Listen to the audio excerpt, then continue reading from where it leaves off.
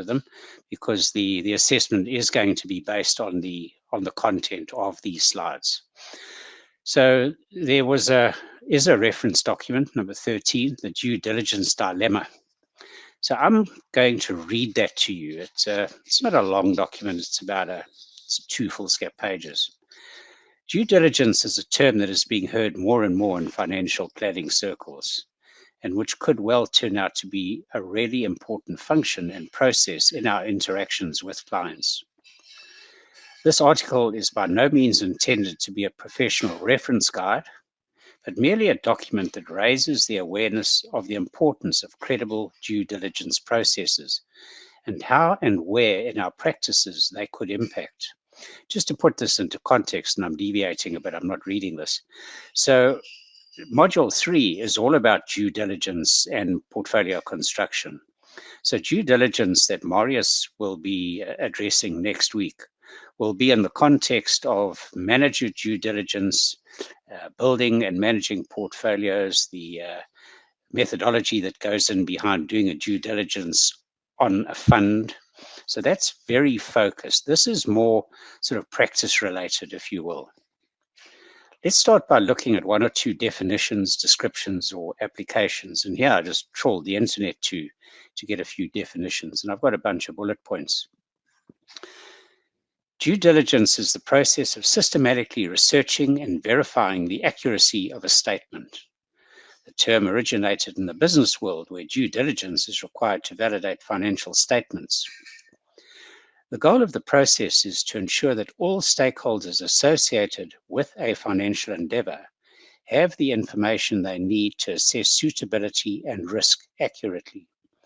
So even though this is a general kind of definition, just talking about due diligence, those 2 words, suitability and risk, I've been really harping on these over the past couple of weeks. And once again, I'm just underscoring the importance of these terms in the function that we fill with our clients.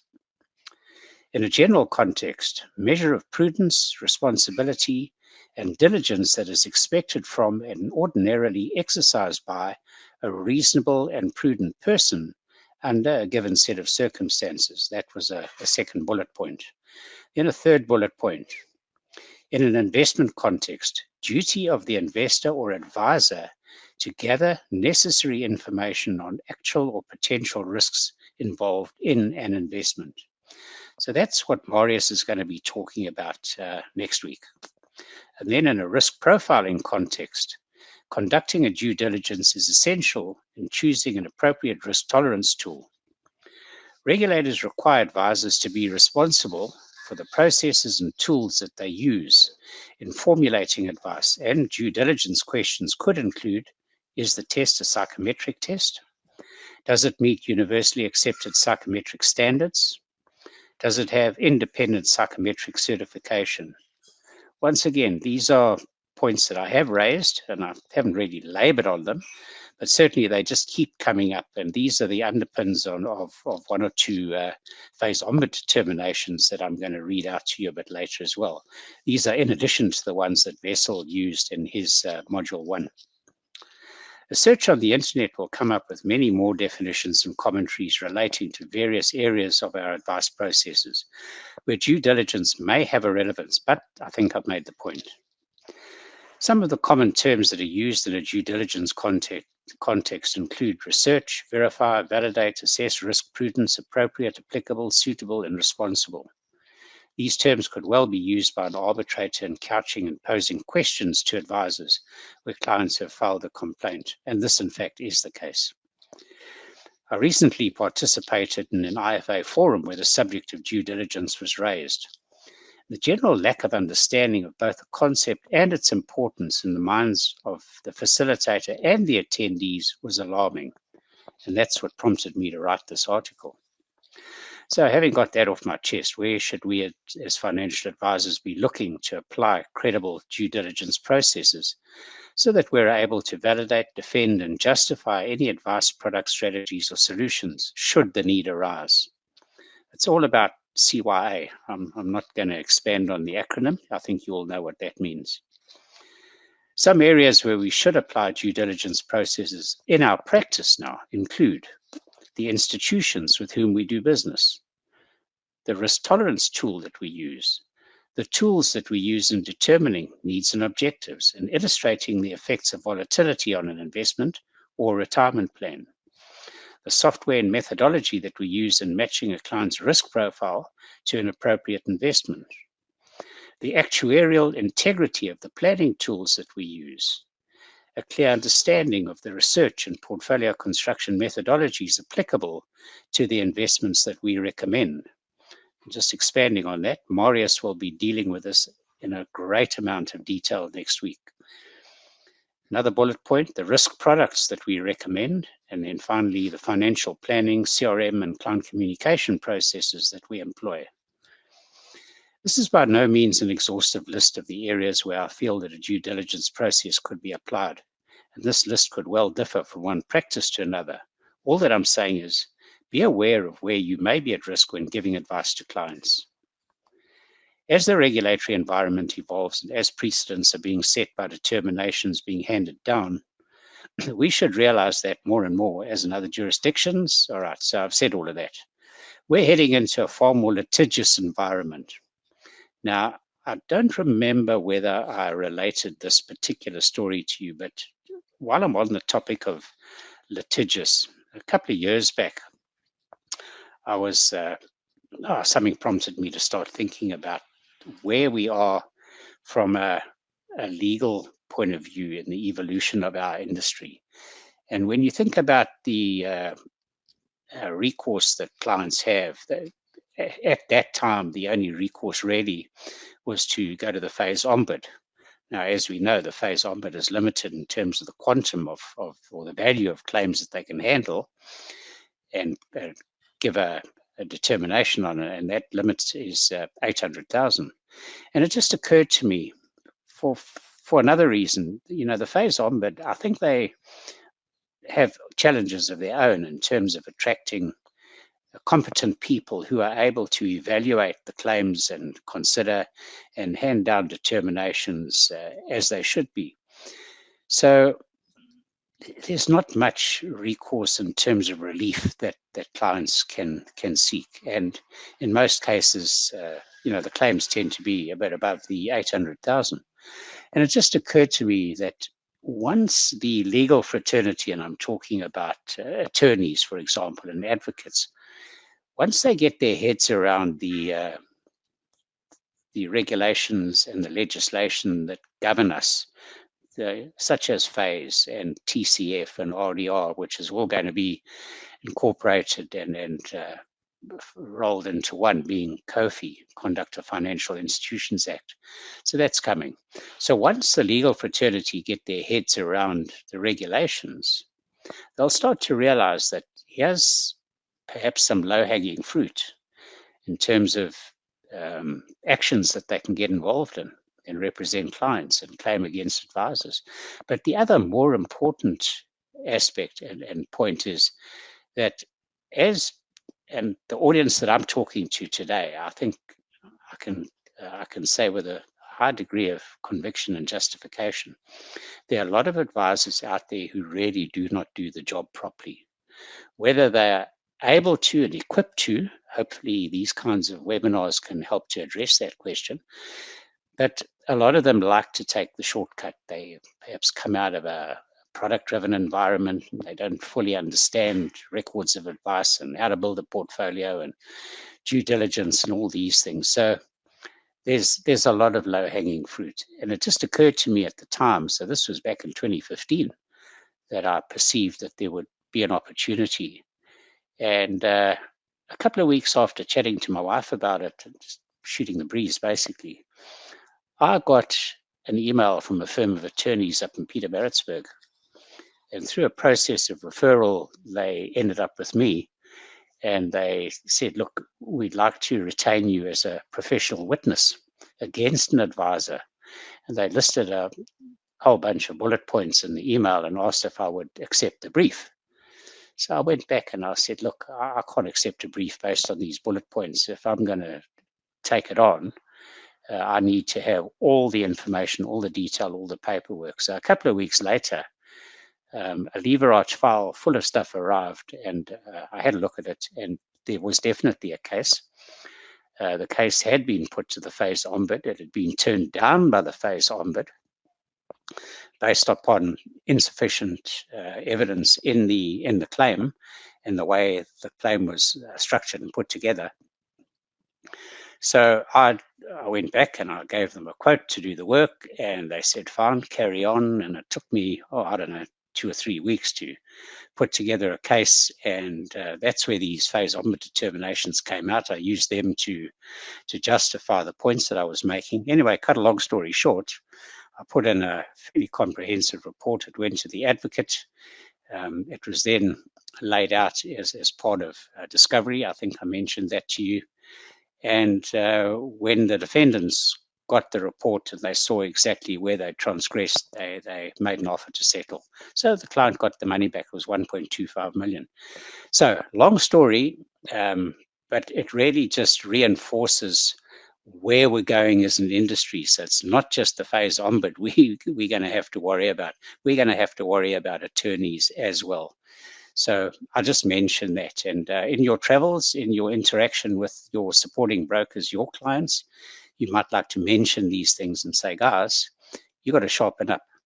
I think the other thing, and I chatted to a group of people the other day, and I said, our industry is undergoing massive change. We all know that. But if you look at the different areas of change, I think the biggest single change is the move away from a product-driven environment to an advice-driven environment.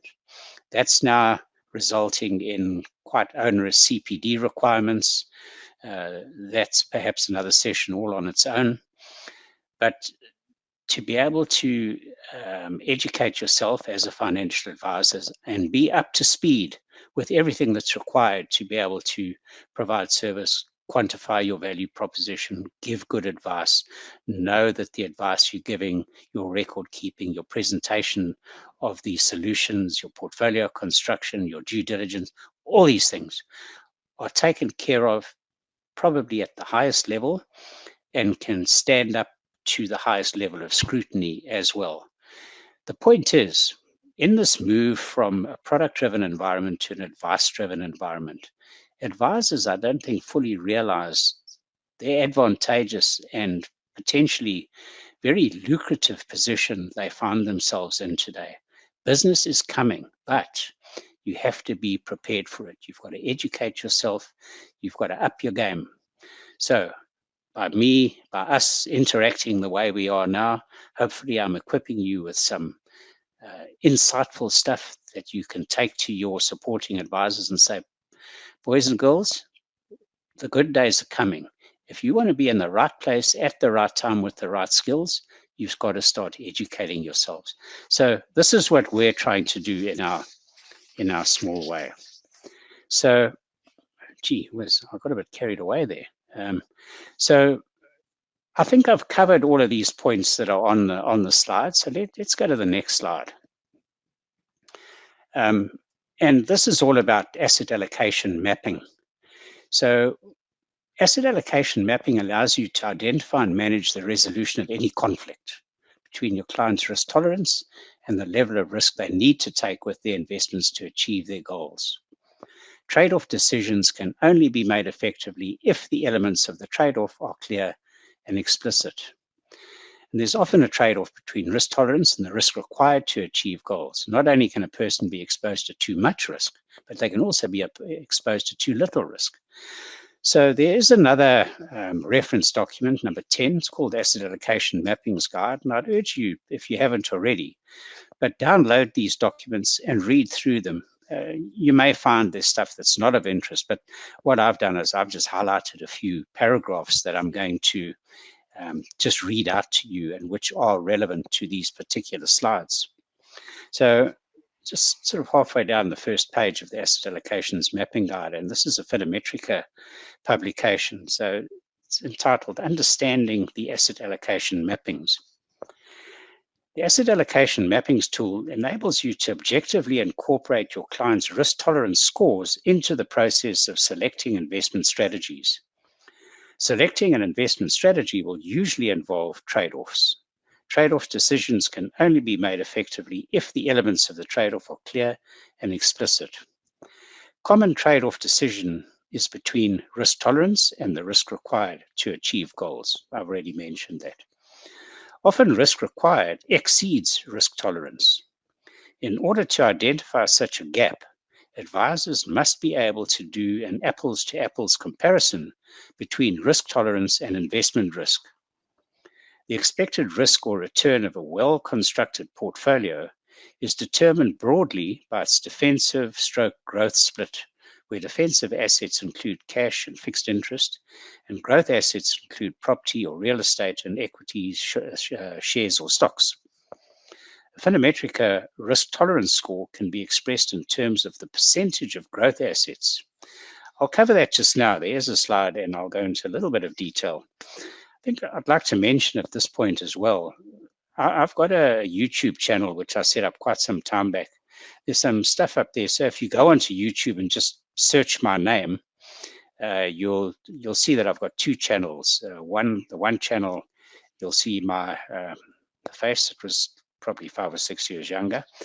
But that is the one that you click on, and there's a video that takes you through the risk tolerance and matching process. It's an old one, but I think the principles have not changed. Well, I know the principles have not changed. And then another paragraph that I'd like to read to you from this mappings guide. What if I use a standard set of asset allocations? So that's the question stroke heading.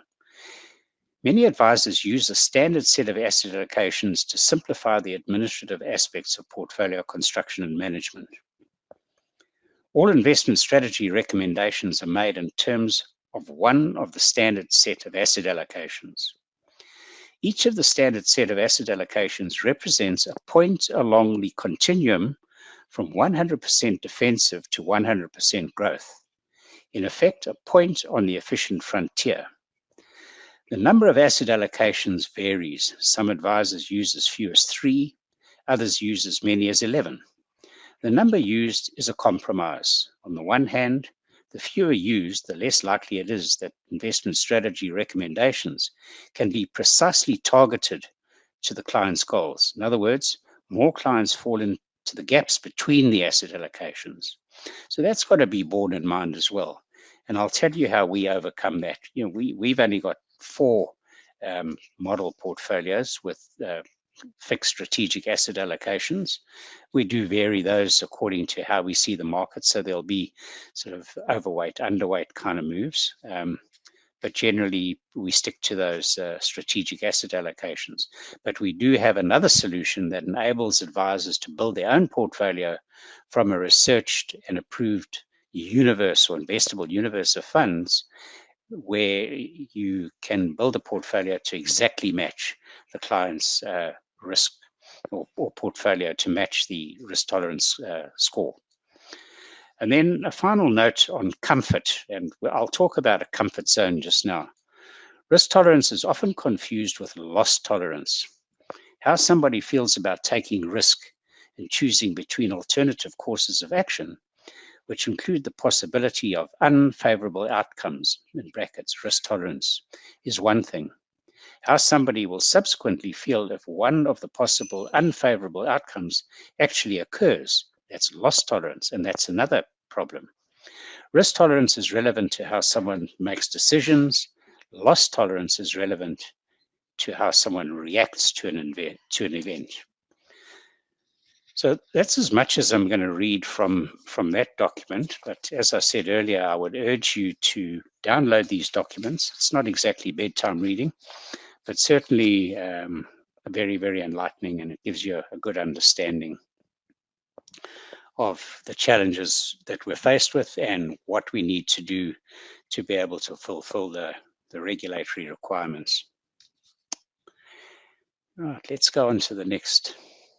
So this is a fairly busy kind of slide. So, and I've got a couple of graphics here, and this is all around the risk tolerance report. So before I look at each graphic separately and explain how they evolve and how they manifest. So the steps in determining a risk tolerance report. So you complete the risk tolerance test. So the one that we use is Philometrica. There's Oxford. There's a few others that are, they're all pretty credible. You need to do your own research to determine which one you feel most comfortable with and suits your style. But I think more importantly, which is most likely to be able to stand up to the highest level of criticism or not so much criticism, but to stand the test of being torn apart, if you will, by an arbitrator. Then determine needs and objectives. So here we're talking risk profiling, address the whole capacity and volatility question, then agree on growth assumptions. Now, the growth assumptions, and I'll show you in the next slide, it's a tool that we developed. We started developing this tool in 2006. So it's grown through being exposed in the market, and it's very mature now. And on my YouTube channel, I've got two videos. I've broken down a planning exercise, essentially a retirement planning exercise. I've broken it into two videos, so they're not sort of 7 and 8 minutes long each. Have a look at those. That will show you exactly how this tool works. Now, this is not a disguised punt for our tools. Please don't misinterpret me here. All I'm saying is these are the kinds of tools that you need to deploy in your practice, in your advice process. What does set ours apart from one or two others out there is that they were designed in a way to be credible, but without being overcomplicated. So that was the one lofty goal that we set ourselves. And the other was that they needed to be interactive and part of an education process. And I think we've achieved that. Advisors understand it. It's easy to use. Clients understand it. It's easy to understand. And it results in an outcome that that clients are happy with, the advisors happy with, results in a credible statement of advice or advice record, and can keep everybody out of trouble. So once you've determined your risk tolerance, so let's look at the top left graphic, so that blue bell curve. So the way the Philometrica system works is they've got a database now. It's about 1.3 million tests have been done by individuals around the world. Geographic doesn't matter. This is what's in the DNA, it's conditioning, it's genetics, and the risk tolerance doesn't change much over time. And the whole objective is to pose a series of questions. In this case, there are 25 questions. And then, depending on what the score is, so this person, I think, came up with a score of about 50 odd. And so they fell into group 5. So group 5 is for people with scores between, I think, 55 and 64. And then the objective is to check the consistency of responses to those 25 questions. When I say consistency, how consistent were the responses in relation to the rest of the population? I think there's 34% of people fall into that category 5. So if you get a green tick, you are consistent with the responses of the rest of the folk in that group. You may get a yellow tick, which say you're falling slightly out of it, could be higher or lower. And then if you get a red tick, then you're way out. Either you're way underestimated or way overestimated. And these then are highlighted in the actual report that the client signs as part of the record of advice. It also becomes a topic for discussion between the advisor and the client. And the typical question would be, okay, so here are all your responses, here are all your green ticks, but what was this red tick all about? How come you're so way out of kilter with the rest of the people in your risk group? And then you go back to the question, see what the question was. Why did you respond? Oh, yes, yeah, this is why, and I'm happy with my response. Fine. you've addressed it. So what you're doing by going through in detail, question by question, is that you're eliminating areas of potential conflict further down the road. It's amazing how people dig into the dark recesses of their minds and subconscious to come up with points if they're looking to get some form of compensation. So you really have to cover the bases and address all these questions. So you come up with a risk tolerance score, and then you do your needs and objectives. So you use something like the retirement plan that you can have a look at on my YouTube channel. And then you determine your growth assumptions. So what rate of growth do we need? So let's look at an arbitrary situation. So a person comes up with a score of, say, 40. Now, a score of 40 normally would lead to an exposure to growth assets of around 40%, typical cautious type fund.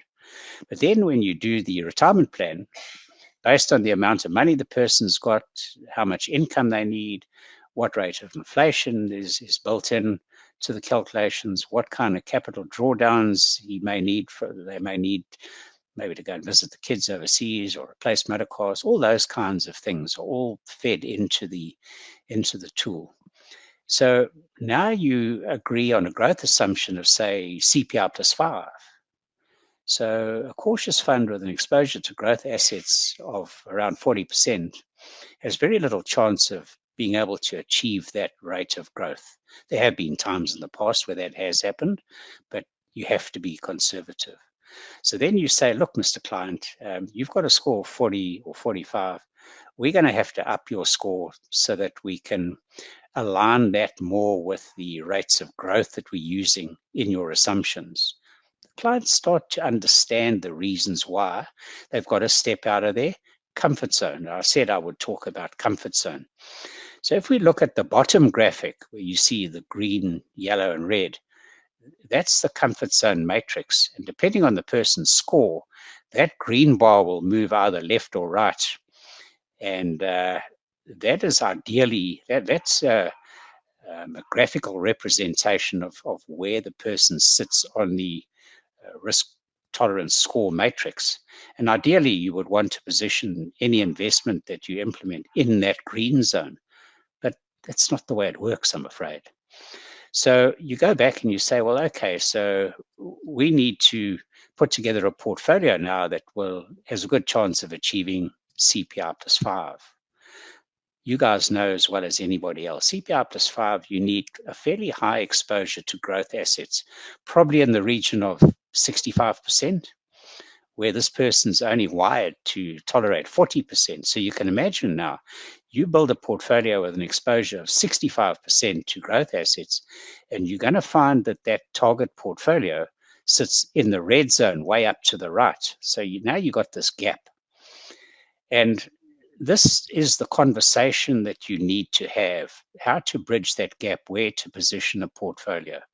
So depending on the practice that you're talking to, the advisor that you're talking to, their portfolio construction options, how many different, if they use model portfolios, which one best suits the targeted return that is required.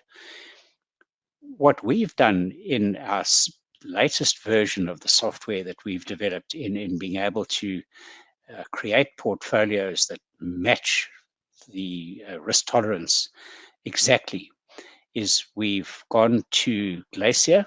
They've got what they call their shopping list.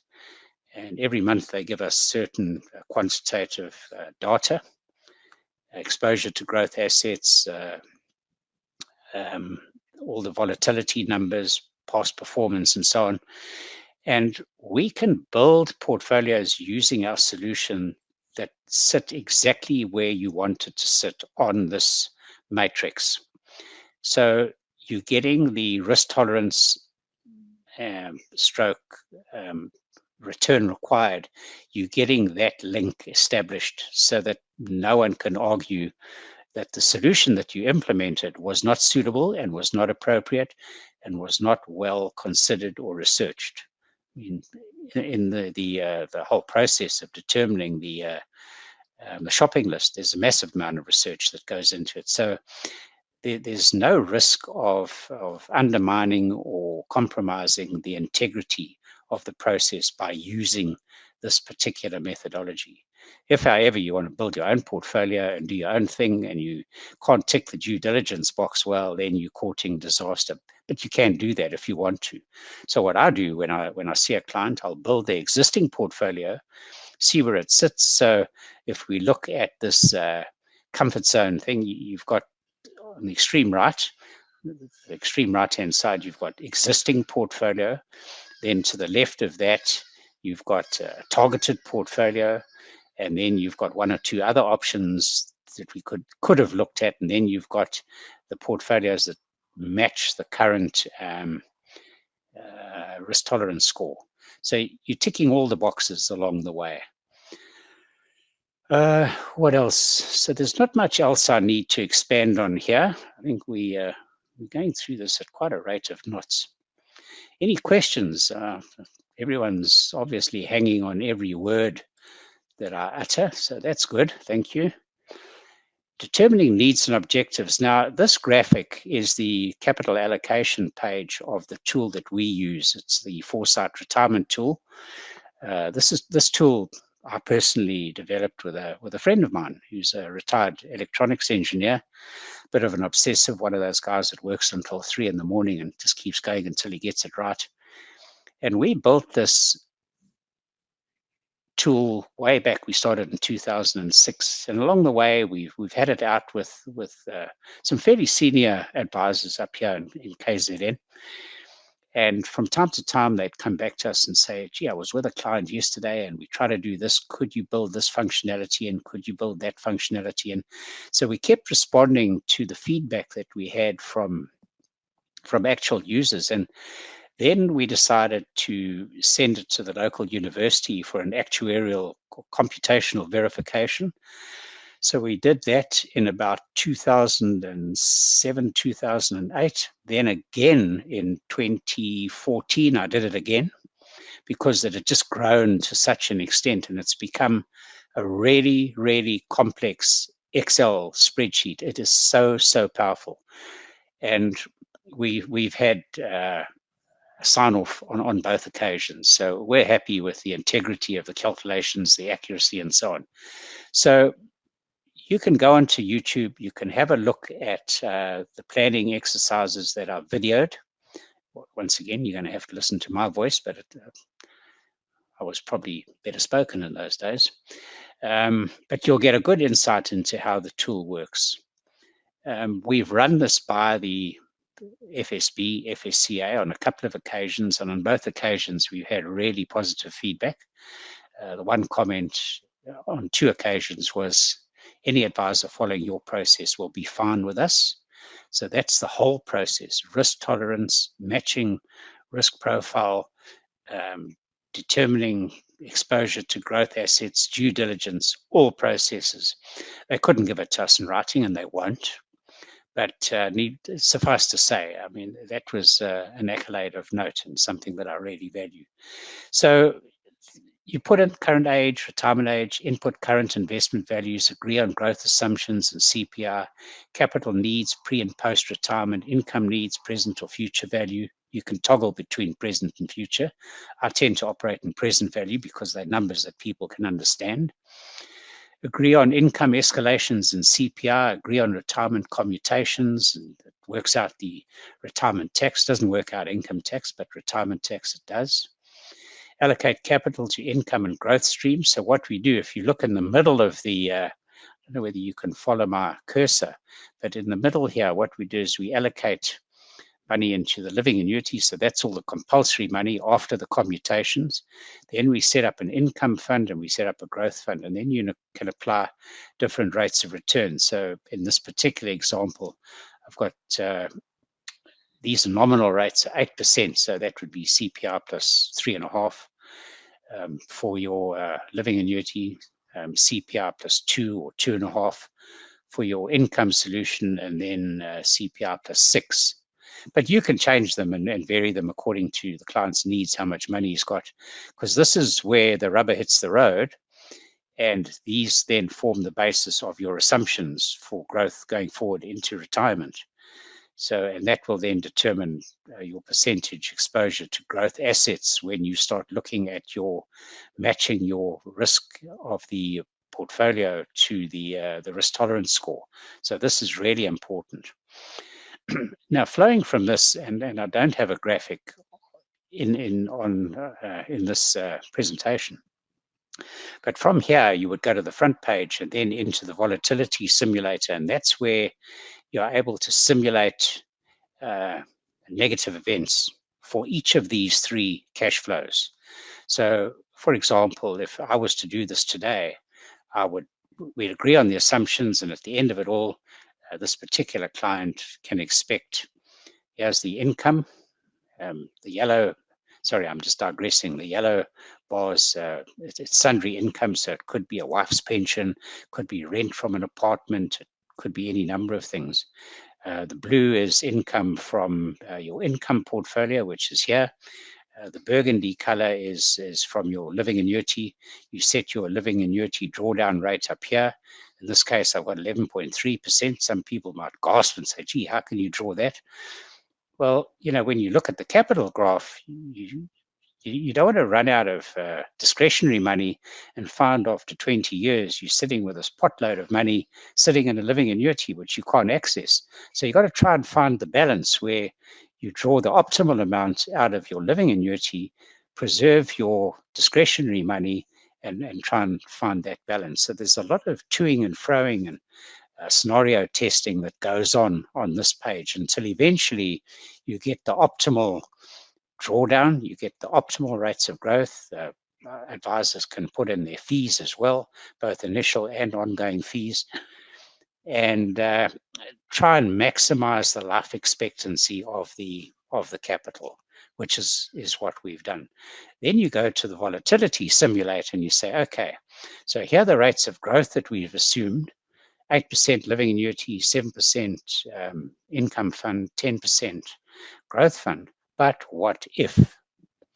And then you can go year by year on each of these three cash flows and simulate manually what happens if we have a 5% capital loss on the living annuity. What if we only achieve 6% on the income fund? What if we have a 15% loss on the growth fund? And you can do that for the next 5 years. So you can simulate all these situations, and you'll never get it right. I mean, that's not the point. The point is to be able to illustrate to a client, listen, don't look through rose-tinted spectacles. Your returns are not going to come in straight lines. This can happen.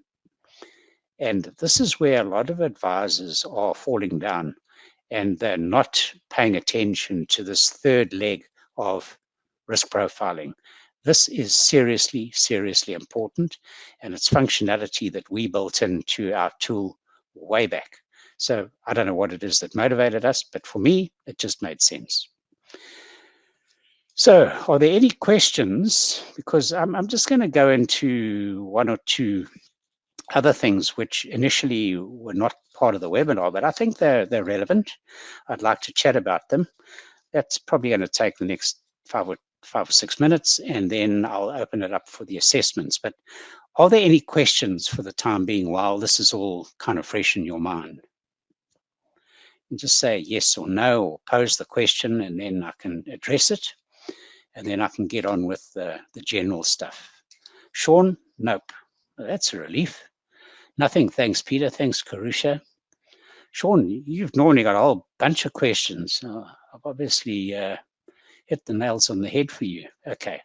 Thanks, Mkululeko. I see you said you were going to be at the airport and trying to access the webinar through your phone. Well done. Well done.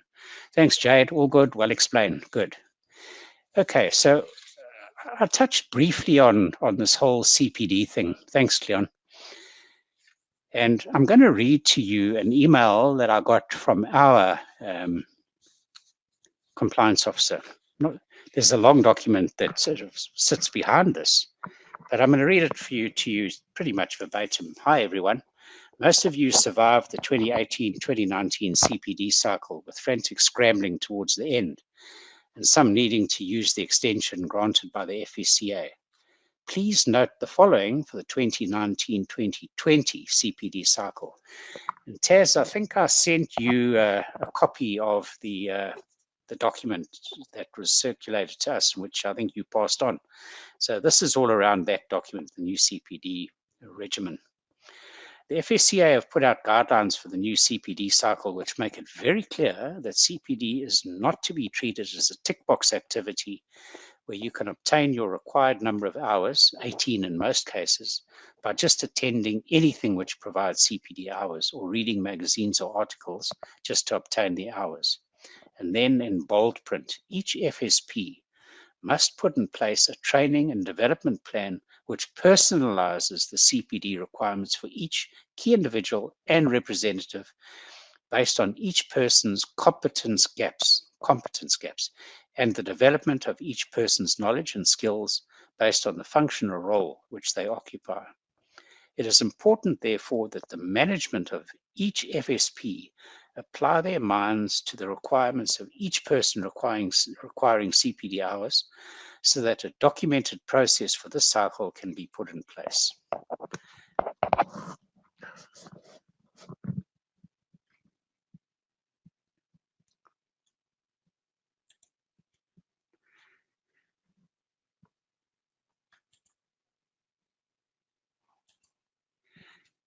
Are you still hearing me? I went to a different page. Please, would you? You are hearing me. Thank you.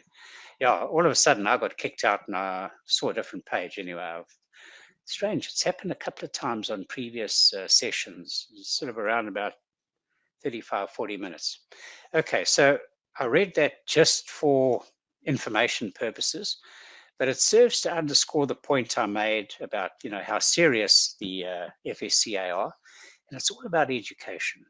And it's all about upskilling advisors. Advisors must understand we're in a serious business. We're dealing with people's money, and there are consequences if you don't do it properly and professionally. So take this on the chin, use it as an opportunity to upskill, to gain knowledge that perhaps you never had before, or even to update your knowledge, because that's what I've got to do this. I mean, I've got to do this kind of thing every year, even though I'm kind of up with things, but that's the way it is. So that when that move from a product-based environment to an advice-based environment reaches finality, and it's coming quickly, advisors will be in the right place, in the right time, with the right levels of skill. And for those that endure this, embrace it, and accept it for what it is, it's all about professionalizing our industry. Accept it, raise your skill level. You will never, ever regret it. You will end up with a really great practice.